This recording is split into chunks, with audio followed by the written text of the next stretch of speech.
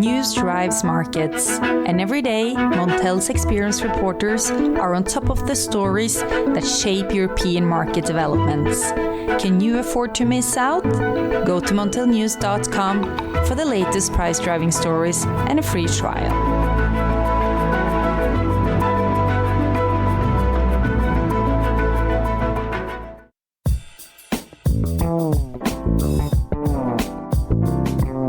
Hello listeners, and welcome to the Montel Weekly Podcast, bringing you energy matters in an informal setting.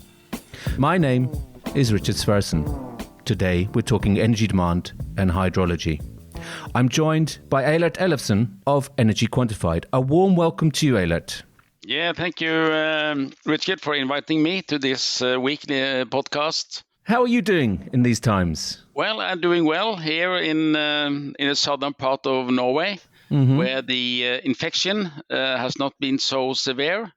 That could be some changes during summertime because so many Norwegians are now planning their vacation in southern Norway.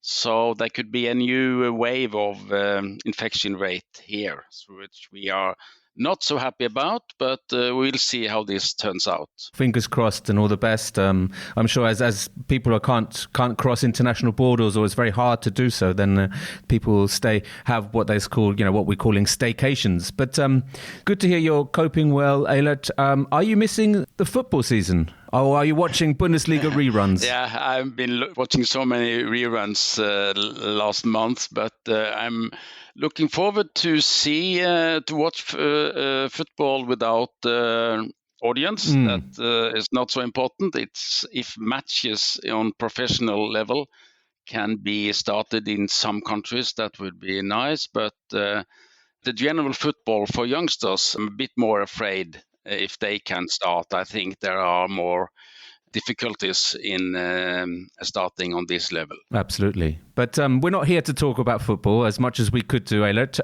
So I want to start off by talking about energy demand, electricity demand chiefly, really. In the Nordic region, we haven't seen consumption been affected to such an extent as in other areas. What's the reason behind that, Eylert? Well, the main reason must be the measures taken from the authorities and the infection that really hit Italy, France and Spain. We have not seen that extensive level in the Nordics. We're happy for that. So that must be the main reason. We saw in these three countries where consumption dropped by nearly 15% just in a couple of weeks. That's enormous, yeah. Yes, and in the Nordic region, the consumption reduction has been very limited, only some 2 or 3 or 4% compared to a normal level. Okay, well, that's quite extraordinary in these times. I mean, do you think there could be a delayed reaction? Maybe we could see some industry shutting down later in the year? That's obviously a potential for that.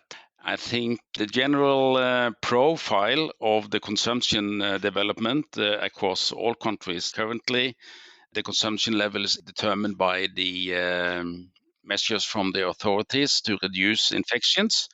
And when this is, let's say, partly opened up in the society, I think later on we will see the effect on the economic realities that this has made.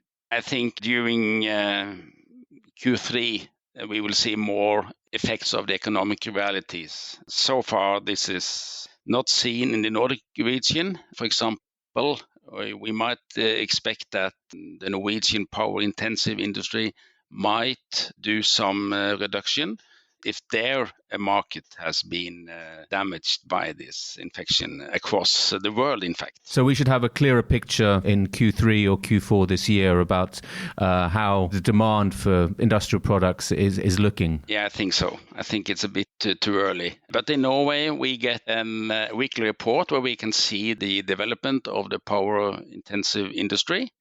This kind of information is not available in most countries. We see only the total consumption.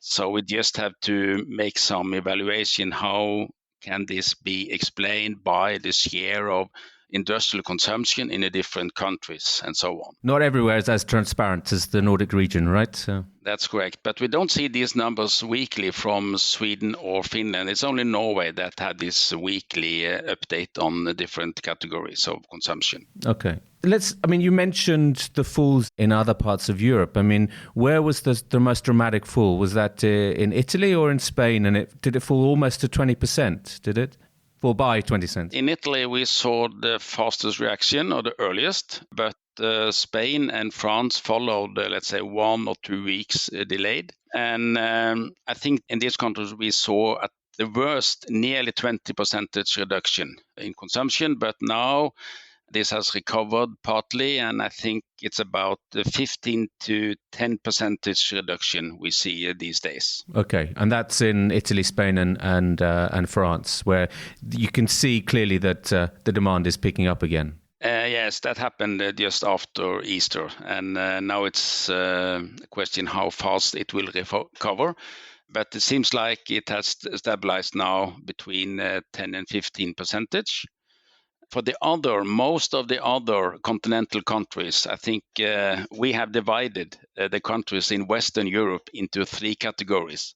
It's those 3 worst countries, France, Italy, Spain. And then we have the Nordic, which is quite limited, 3 or 4% down, maybe even lower. And then the other countries in Western Europe, which shows quite a group there with around, at the maximum, 10% reduction in consumption, which is now being recovered partly. So there are 3 different categories that we have mentioned in a blog story we made couple of weeks ago. Okay, and that blog is on ngquantified.com, right? That's correct. Okay, so how about Germany and the UK? What's happened there? Germany haven't had that strong reduction in their industrial consumption because, Germany has a share of nearly 45% of the consumption in industrial sector. But they have not been so much lower than 5% reduction, as I can see from my numbers. Okay, that's. They have been up to nearly 8-9%, but now they have recovered. So we say around 5% reduction at the moment. Fairly small compared to other parts, but. And Eastern Europe, there's quite some, quite a concentration of power-intensive industry there too. Yeah, we've been following. Some countries there, for example, Poland. Poland is really down 10%. So they have been hit quite strong of consumption reduction. We didn't follow all these countries, but we followed, for example, Slovenia, because they are more transparent. And so they were down quite early to 10%, and they seem to be coming up a bit, so let's say 85% of normal, let's say 90% of normal at the moment. So I mean, I suppose the $1 million question here is, and it's time for your crystal ball, Eylert. How long will it take to get back to pre-COVID-19 demand levels in parts of Europe, Southern Europe, Germany, the Nordics? Yeah, we made a simple estimate of that. We made 3 scenarios, 1 fast, 1 base, and 1 slow recovery. As an average for Europe, Western Europe, we say that in the base scenario, our assumption is that by end of year, we are 3% down in consumption, which may be a bit optimistic. So maybe the slow scenario of nearly 5% reduction is more realistic. So something there between 3 and 5% at the end of year. So let's say, for a simplification, if we say that the level by end of 2021, then we have reached back to the normal that we estimated for 2020. So it's going to take some time. But I think what's also been quite striking here, Eylert, is that, there's been no security of supply concerns, have there? I mean, there have been no blackouts or no incidents as far as I'm aware anyway. No, as long as you have reduced consumption, you normally see a better supply situation. But it's quite interesting to see what happens in the French nuclear industry. Absolutely, yeah. With this huge reduction in yearly target from around 400 to around 300 terawatt hours, which is 25% reduction. And we see prices for Q4 in France has spiked. So this situation in France, I'm really worried about the Q4 situation. Honestly, I cannot really believe that they can have such strong reduction during Q4 as the 300 target means. I think that's probably the subject of another podcast in its own right, Eylert, but something we'll return to at Montel and certainly on the Montel Weekly. But if we can go from the demand picture to the hydrology, currently in the Nordic region, we see oversupply of 30 terawatt hours above normal. Is that fair to say? Yeah, I think the hydrological balance is around 35 terawatt hours above normal. Okay, so it's even higher than I said, yes. Yes, I wonder if you include, this is including Finland. Okay. There are some companies, I think, that do not include Finland.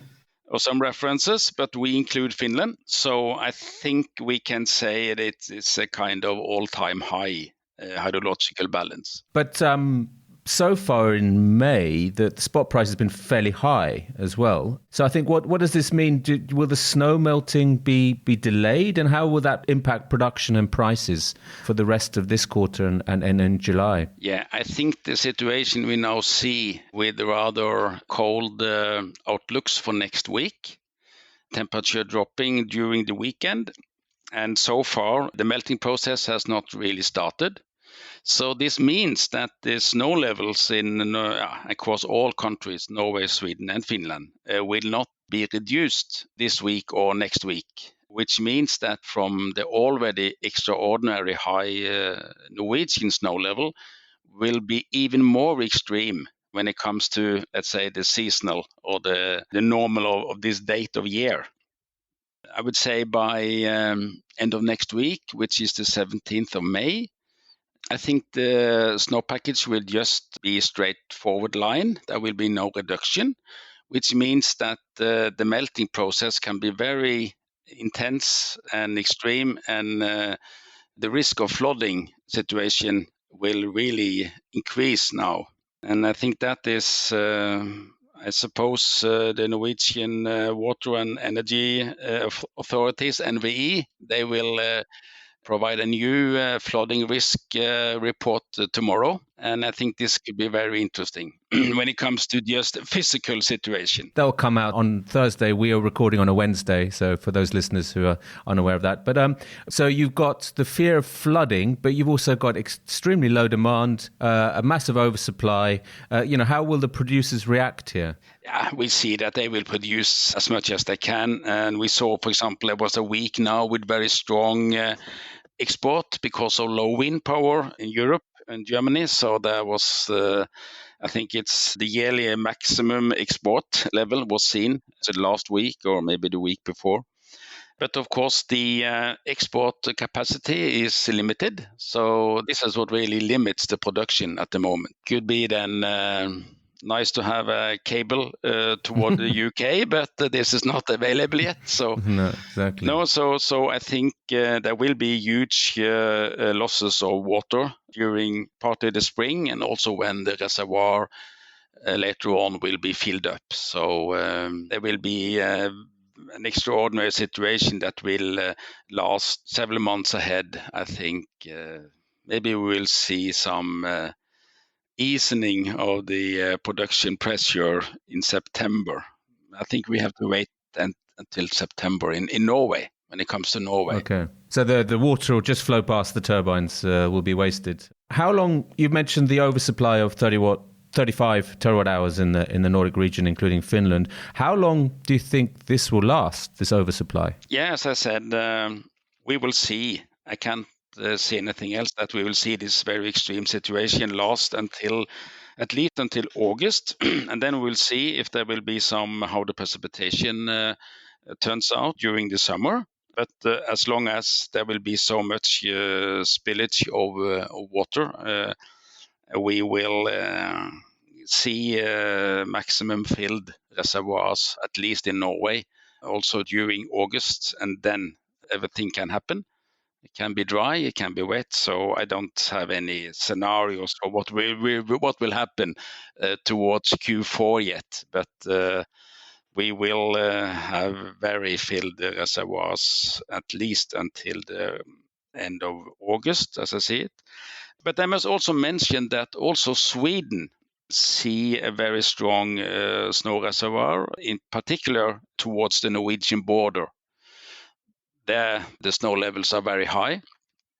And also Finland has reported of maximum snow levels ever in the northern part of Finland. So this will be a very interesting spring for hydrologists. Okay, exactly. Absolutely. Well, you're very well placed there, Eylert. But what does this mean for prices? I mean, it seems to be pointing towards certainly some instances of negative prices, surely. Yeah, I will not ignore this possibility even in Norway. But I think to discuss when you have prices maybe at €5, okay, you can discuss if prices will be 3 or 4, but this is below any normal references anyway. So, but I made a view here that what can happen, what is needed to get a more stabilized situation, and if it turns dry.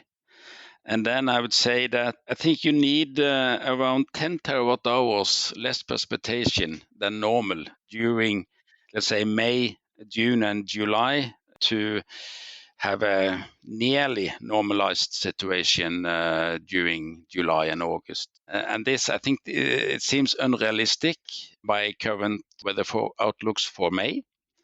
So I think this is maybe the more interesting question. How reasonable is it to get such a dry situation during the summer that you can have a rather controlled situation towards the autumn? Yeah, absolutely. So it's not just holidaymakers who will be hoping for very dry months ahead. But how about, I think this, you've highlighted and explained the situation in the Nordics very well, Eylert. It's obviously a very extreme situation. How about elsewhere in Europe? I mean, I heard some talk of, potential, very low rainfall in Central Europe. Yeah, there's some focus about once again a dry summer in Germany, and with low river levels and problems for agriculture. And I think that could still be the case for Germany, but there's not so much hydropower there. So it's more the Alpine region when I think of Austria, Switzerland, France, and Italy. And I've been looking on the precipitation conditions through the winter, and it's been quite interesting to see how different it can be from country to country, that we normally think they are close to each other. But the fact is that the Alpine Ridge divides the Alpine region into 4 different climatic zones. So let's say north of the Alps and south of the Alps can have quite different precipitation. For example, in February, most the weather was coming from north of the Alps. That means Switzerland and Austria. They had very much precipitation, nearly 150% of normal, while Italy, on the southern part, they had 25%. Wow. That tells something about how difficult it can also be to have accurate estimations of snowfall and precipitation. But the general picture is that lately has been quite dry in April across most countries there. So the snow levels is lower than normal. On the other hand, in some region, France, for example, the water reservoir is still very high after a very wet autumn. So the total situation is a bit better than what the snow itself tells us.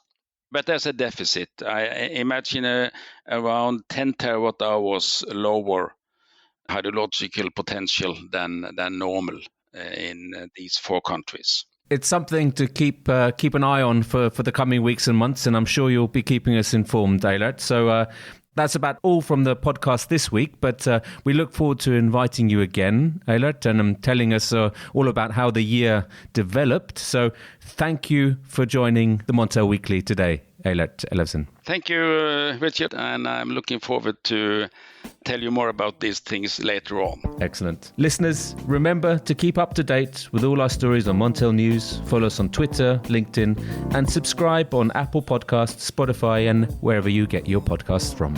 Thank you and goodbye.